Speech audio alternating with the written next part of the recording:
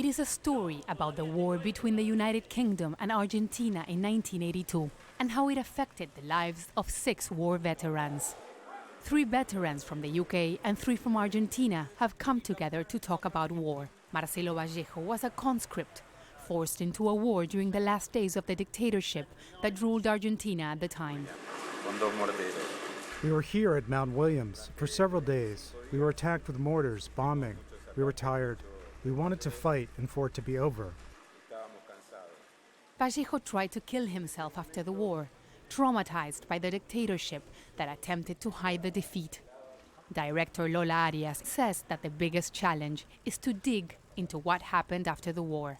It's more a story of 6 guys who went to war, they had a life afterwards, and still this memory is obsessing them.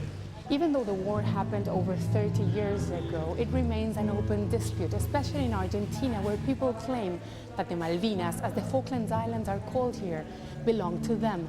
But those participating in this play say that they want to leave the politics aside and focus on the human side of the story and how the war changed their lives.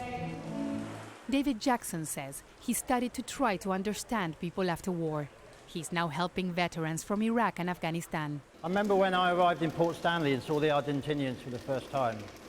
They were disheveled, untidy, lost, like ghosts. And experiences change from one war veteran to another, from one country to another. A story about how 6 former enemies became friends, and how they hope their stories will help other veterans cope with what comes after the fight. Teresa Bo, Al Jazeera, Buenos Aires.